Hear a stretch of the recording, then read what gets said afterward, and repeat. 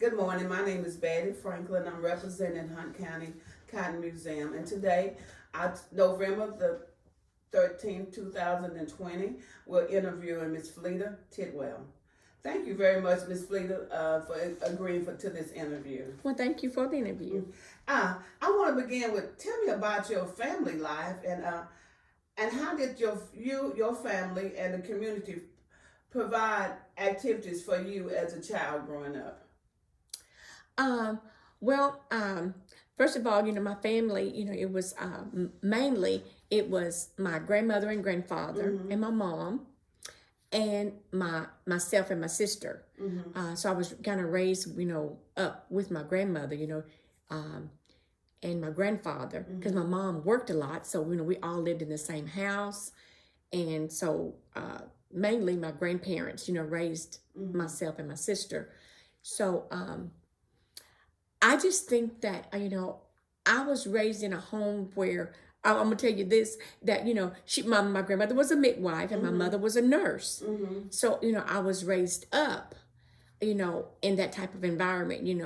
People coming and going. Mm-hmm. Because my grandmother was a midwife, and um, it wasn't a lot that we seen, but we knew what was going on. Mm-hmm. And so she was just a caregiver. My mother was the caregiver. She was an LVN, a licensed registered LVN nurse. Mm-hmm.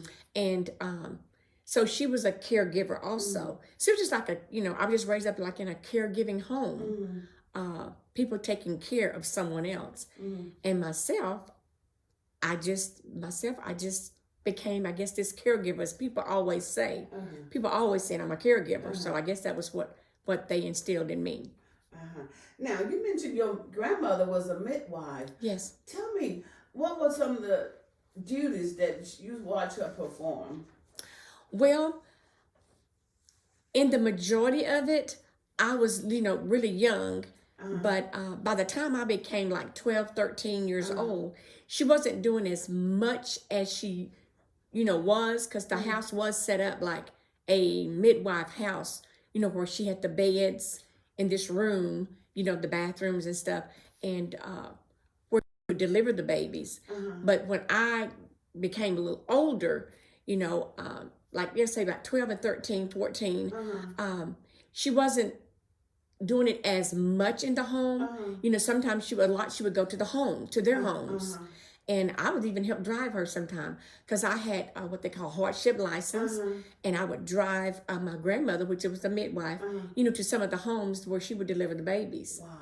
So I was, I seen that part of it. Uh-huh. Just me. I would take her.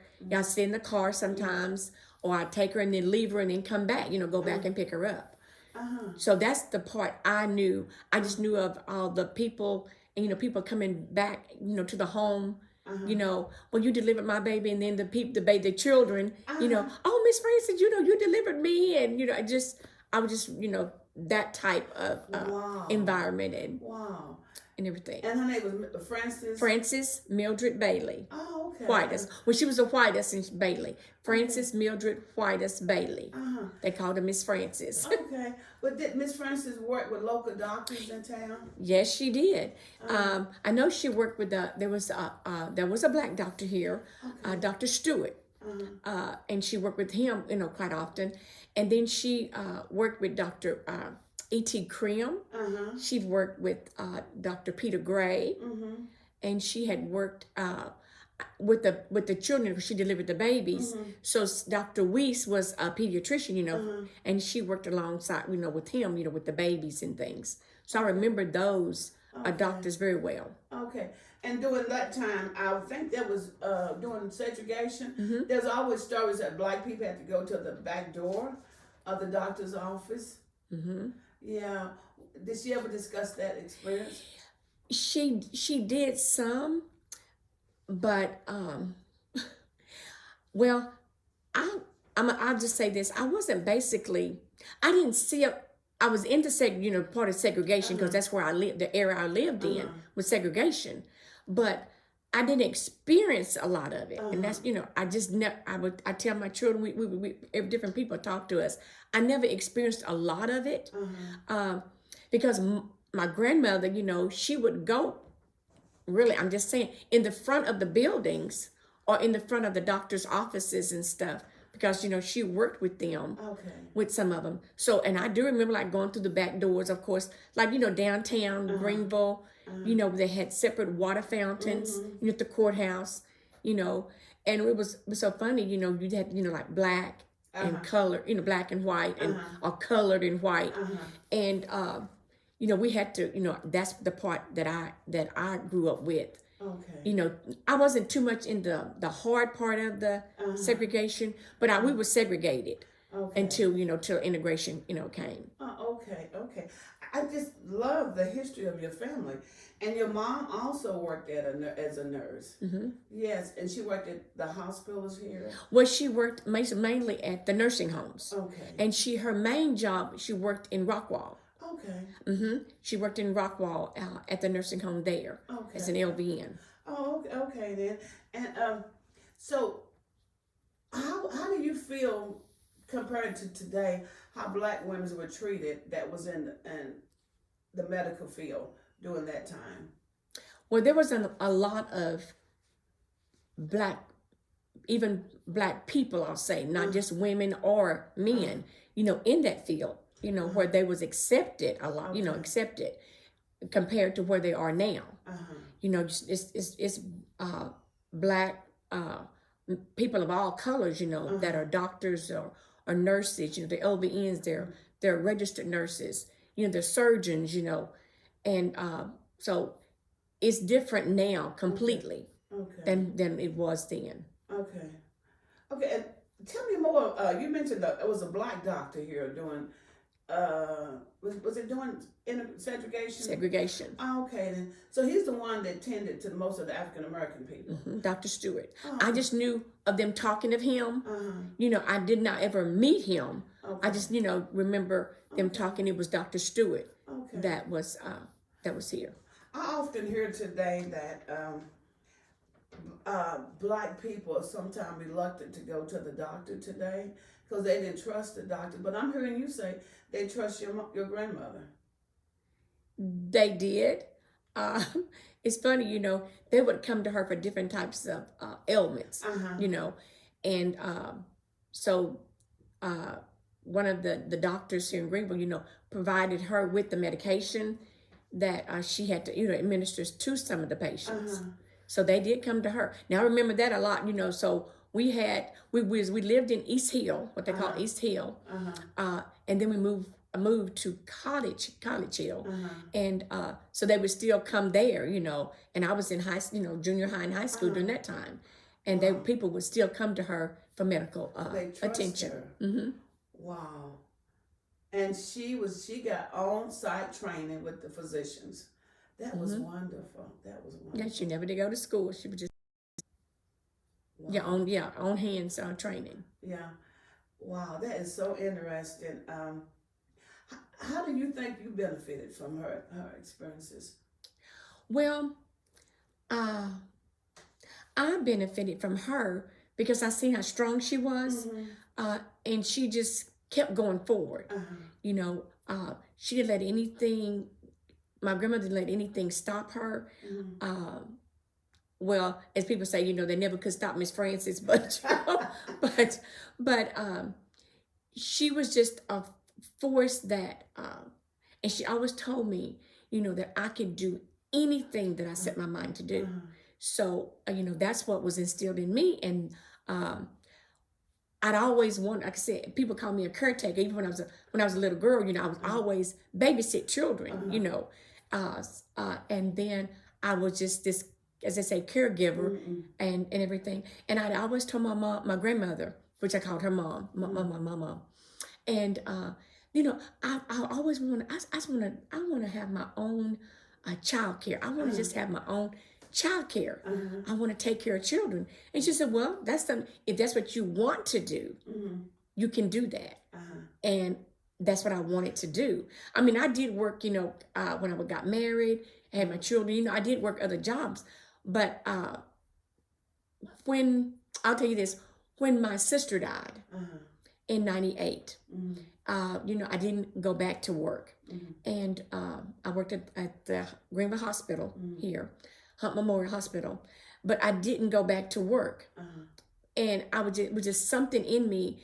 And, my grandmother was deceased during that time, but she was just always she was nagging at me. It was always a nudge in me, Now, you said you wanted to be a child caregiver. You wanted to own, a daycare. Do that. And I just reached out and on faith, and I did it. Wonderful. Tell me about the daycare.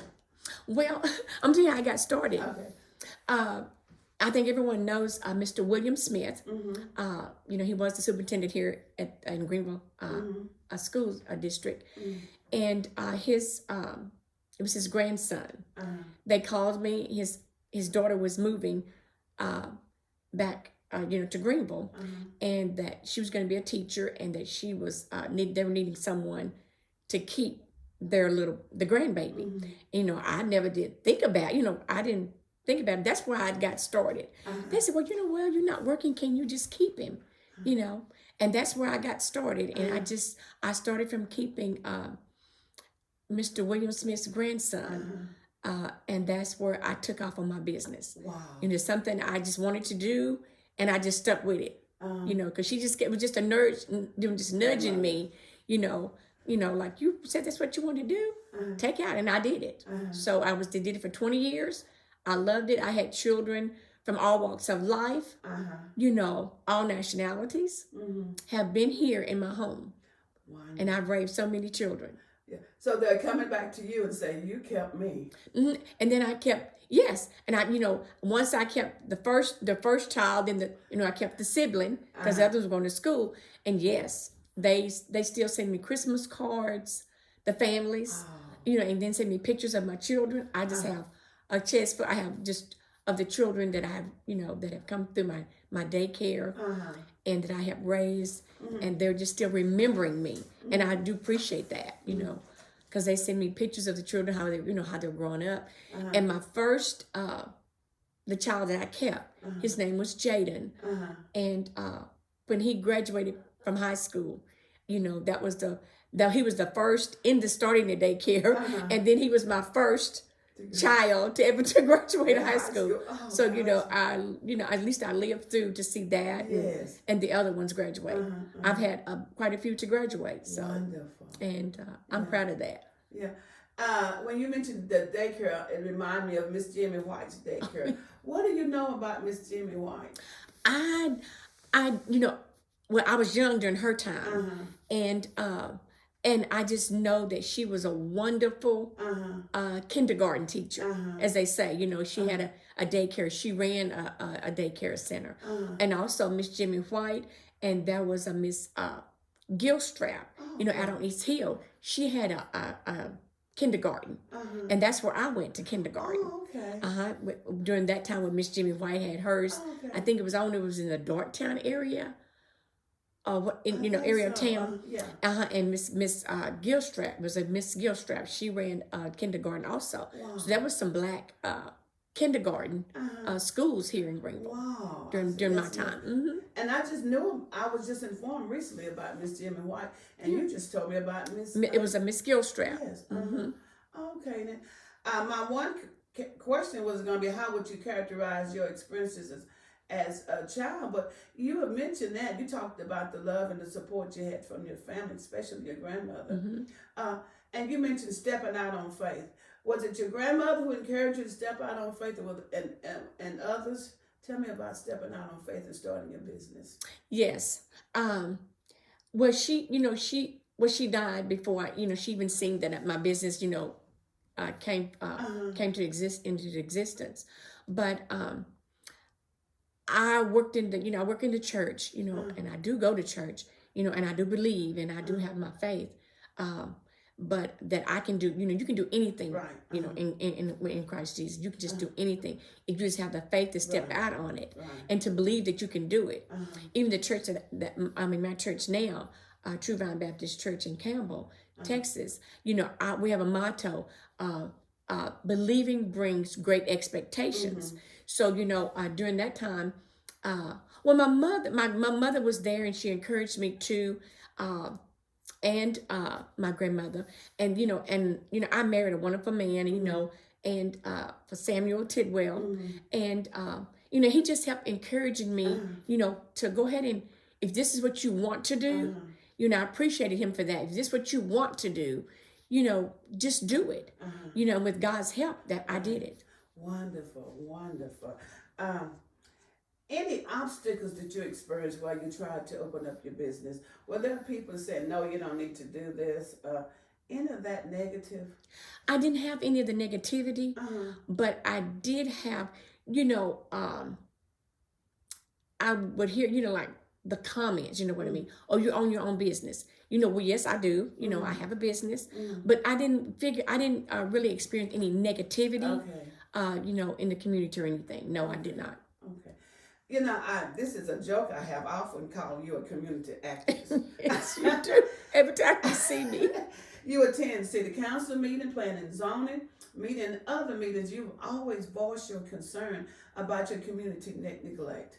What inspired you to become the voice of your community? Well,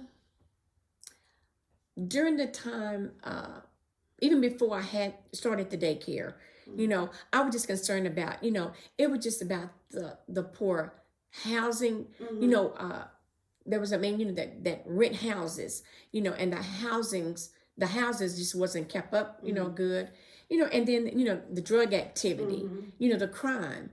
And then I could just do what I could do at the time. But when I started my business, the families that was bringing their children into my care, I felt that I had to protect, really protect them, even though I was wanting my community and my area, cleaned up of crime and drugs and all that. So I just wanted to do more because people entrusted their children with, in my care.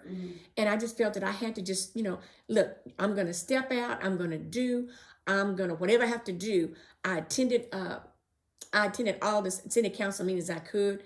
Sometimes they would say, "Oh Lord, here she comes," because you didn't know what I was going to say. But I wanted, we had a lot of drug and crime and all that, and I just wanted it cleaned up. We have poor streets still. I fight, and I would go up there, as they say, a squeaky wheel, will be heard, and I was that squeaky wheel, and I did. And I was thankful to be on the city charter. I worked on the city charter, and that was a great experience because I could learn more about how the city operated, and what to do. Yeah, and I've seen you up there, and you did not hesitate to voice your opinion. I didn't want to back down. I didn't back down. I even, when there was negativity there, and there was challenges there, at the council meetings and, things, they couldn't work on or whatever. Well, when the meeting was over with, hey, I would get with some of those city council people, and I would just say, I would continue, And then I would go and talk. I said, look, I need to have a meeting with you, with the mayor, and the city manager. And that's what I did, and I fought for a lot, and I got some of the crime done and crime cleared up. I had, I would see different, where it said this is a crime zone area, crime free area, and I fought for the sign that's out there, this is a crime free area, crime and drug free area. So I fought for a lot. I would just go and, they were always talking about, well, the community, well, the community to come. And like I explained to them, I am the community. Even though I don't have a lot of people behind me, I am the community. I'm still the community. So, I really enjoyed that. And I miss doing that even now. I had to stop driving. So I can't go as many places, but I still try to go and help in any way I can. I really appreciate your involvement and your voice in the community. What would you advise women today who's going into business, young women? I would say to young women, first of all, be sure this is what you want to do. This is, your passion, because if it's your passion, you're going to put all your effort into it. really talk to God first. Ask Him if this is, to guide you through uh, your adventure. And then if you step out on faith and this is what you want to do and this is love and compassion, do that. And just do it, but do it with, I'll say this, be yourself. I want every young person, you have to be yourself, but be yourself in the right way. Okay. As I always say, you are the inspiration. You've been very active in your church and in your community. How would you want history to judge you? I would like history to judge me really as a caring, concerned Black woman that will go the length of what that she needed to do.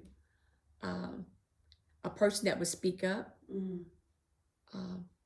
a person that's a doer, not just a person that wants to talk all the time, but someone that would do and to work in the community. Just remember me as a person that loves God first. I love my family, and I love the community. What were some of the challenges that you experienced in life that maybe caused you to hesitate? Okay, some of the hesitate. Yeah. I was always a go-getter, just to go to get. I guess to have a hesitation of what I wanted to do, it was just one thing that that kind of stopped me. I thought the people that I was talking to wouldn't listen. And I wanted people to listen. And then when I felt that they was not listening, I kind of hesitated and kind of backed away. And then I found my courage to, just to go back and go forth. That was really good. Gosh, I don't know if I asked you this question or not, but what are you most proud of? What am I most proud of? Oh, Miss Franklin, let me see. What am I most proud of? First of all, I'm proud that I am a Christian. And I'm proud of my family. I married a wonderful man. I have 2 children, wonderful children. My husband's name is Samuel Tidwell Sr. My daughter is Brandy Tidwell. And she lives in Austin, Texas. And my son is Samuel Tidwell Jr. He's right at the moment residing in Balch Springs. But I'm proud of my achievement with my family. I'm proud of my family. And I'm proud of the accomplishments that I hope that I've made in my life that could help others or others seen in me that they could, pick out something of me that say, hey, I'm proud of her for that. But I'm proud of, I'm proud of my family. I am proud of my family. One last question. How do you see Greenville in the future? I hope to see Greenville as a diversified Greenville. I hope to see Greenville as the one people all people coming together as one. That's something that I'm hoping for, and I hope to see Greenville that way. Not like what some people portray Greenville as, but it's what we want to make it. And how we want to make it. I want to see Greenville great. I want to see all people come together. That's beautiful. That is beautiful. I want to thank you so much for taking this opportunity to interview with us. And I'm going to give the last word to you, the summary. What do you think about your whole life as you progress to the next stage of life? My whole life, as you look back, as I look back, I was well. First of all, I was kind of quiet. as some say, I was like a little sickly person, a little sickly child. But looking back, I didn't know I could be where I am today. We grow up in an era of of segregation. Then there was integration, and a lot of things changed for the better, in a way that I never thought I would be where I am today. I worked at the hospital, in a capacity that I didn't think a Black, person would do. And I accomplished, and I see myself, here I am, I was a business owner. I own my own business, and I never did think I would ever, do that. So, I just see myself, as, I just never thought I would be where I am today. Well, I was a businesswoman. I own my own business. And I'm retired, happily retired. I am happily retired, and God has just been good to me. The last word is on you. Thank you. Oh, well, thank you, Miss Betty Franklin, for, interviewing me and wanting to even to look back on Black people or Black women, even in the medical field. Yes. And I do appreciate that. My grandmother was a wonderful person. She was an inspiration to Greenville. Everywhere you go, I mean, people just talk about, if you say, oh, Miss Francis, and they can just give you a story, about her. And I just want people to remember that she was a woman of courage, and she didn't let segregation bother her, because she did not know segregation. And she didn't know it. I mean, she was when she was little, probably she came up, but when she became a midwife, she did not know segregation, because she was too involved in all people, Black and white. You mentioned she drove up into the front of the building. She went through the front door. She did. So she didn't know a segregation. And sometimes we had to go, through the back doors, when the stores are like downtown. But in the medical field, she didn't. Wow. Wow. So she was known throughout Greenville, Texas, and other communities. Other communities, yes. Yes. Anyone can ask about Miss Frances Bailey. Oh, wow. And they'll give you a story. This is so beautiful. Thank you very much. And thank you all for coming in to my home and for interviewing me. Thank you. Can you tell us one of the stories that you've heard, that you've heard from the people tell you over the years? About my grandmother? Oh, yeah, yes. Okay. Well, a lot of it was like Mrs. Franklin was saying, she talked to Mr. Jim Dennis, and then Mr. Jim Dennis said, oh, Miss Frances Bailey, she delivered me. And when you can see people, you can meet people, and they'll say, well, you know what? Your grandmother even delivered me. See, she was delivering babies even during my time, So, and they'll say, well, your grandmother delivered me. And I said, what? I'll tell you this. My grandmother and my mother, but my mother helped my grandmother, but my mother delivered my husband. Wow. Of all the people, I'm married to one of my grandmothers and mothers, Wow. products, So he was delivered by my family. Wow. And my husband was. So it's just a lot of, stories, and Miss Francis would get on me, about, if they're going out and doing things they're not supposed to, and but mainly, they would always tell the story, your grandmother delivered me. Oh, your grandmother delivered my mom, and then she delivered me. Wow. I've had people, they'll come up and say they remembered when my grandmother delivered them, and then she delivered one of their children. What I thought was very interesting, John, that she did other things. You mentioned that doctors would supply her with medical needs, and she worked on other She would, things. like if someone, if you had a cold, or, if you had a fever and get sick and stuff, she would give, like you go to the doctor and get a shot or whatever. So she would do those things too. for the Black community. Okay. They would come to her. Wow, that is really interesting. Yes. Yeah.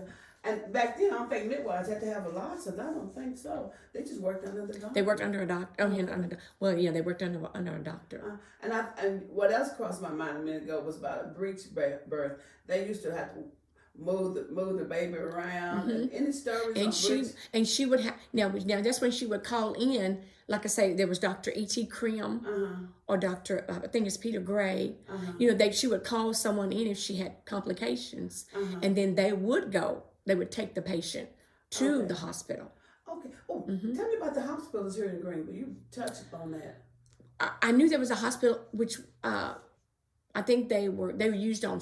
It was on Stewart Street. Okay. I wasn't in that time, but it was on Stewart Street, and and then there was the clinic or hospital on. It was on O'Neill. Yes. On O'Neill before they went to Joe Ramsey. Oh, okay. To the so main Greenville hospital. had two hospitals back then.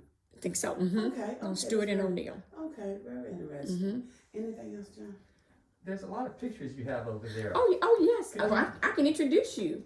Okay. This was my grandmother. This was Miss Frances Bailey. There you go. This is Miss Frances Bailey. Okay. That's my grandmother. And over here, even when I have pictures of when she was a little girl. Okay. You want to raise it? Sure. Okay. Put it on the camera. Here it is. This is Miss. Little closer. This is Miss Frances Bailey. Okay. Right here. Put it closer to you like that. Okay. Okay. This is her. Glare, John. There's a glare. Okay. There you go. Pick it up just a little bit. There you go. Right here. Yes. This little bitty girl right here. Oh wow. That is Miss Frances Bailey when she was, and she's with some of her brothers, her siblings. Okay. This is my grandmother. So she grew up here in Greenville. She grew up in Campbell, Texas. Okay. In Campbell, Texas. Okay. And the next one is your mom, because I worked with your mom. Oh yes, you did. And this is my mom. This is my mother. This is That's good. perfect. This is Anna Bailey. This is Anna Bailey Mosby. Beautiful. This is my mom. And the other picture. And you'll never believe this is my grandmother's mother. Wow. This is Miss Frances Bailey's mother, Miss Lou Anderson. So this is my great grandmother. Wow, that's neat. This is And my family. why was she born and raised? She was my great grandmother was in Campbell, Okay. Campbell, Texas. Okay. That's nice. Thank you so much. This is my sister. Oh, well, you don't want to introduce her, it's okay. No, I'm just saying. Oh yeah, but this is and this is my sister. She died in 1998, and she's with her best friend, Miss Laura Butler. Oh yes. But her name was Theta Moore. So was she part of the Flashes? Yes. So it says Laura Butler was part of the Flashes. And my sister. Okay. Yes. What Theta Wright. rank was she? Was she a captain or? Oh Lord, I didn't remember what branch she was. She worked with Miss Butler for a while, because my niece was in the Flashes also. Okay. Okay. Now, what year was this? I can't remember what year this picture was taken, but So- they were best friends. 80s? 80s? I'd say in the 80s, 90s, Okay. something like somewhere. Okay. Yeah, and that's my family. Oh, okay. Okay then. Very nice. Yeah. Thank you. John, I can't think of. She covered most of all the questions. Thank you so much. You're welcome. Well, any questions for us? I'm sorry. No, well, when will it be? But we'll be ready. Well, John have to explain. Oh that. no, that's fine. No, Okay. no, but I enjoyed you all coming into my home and wanting to talk to me. Okay. And I hope this is It's for Black History satisfactory. Month at the Cotton Museum. And what we're doing right now is collecting a whole range of interviews from different perspectives. great. And yours mainly is going to be from business, and because your grandmother was the midwife and medical. Oh, okay. And then we just covered that whole range, and then we'll do a display in February. Oh, And wonderful. John and I discussed continuing this, find other topics to work on as well. Wonderful. Yeah. So yes, the video he'll probably have it completed within the next 3 or 4 weeks. He said month. I said 3 or 4 weeks. I said 3 4 weeks.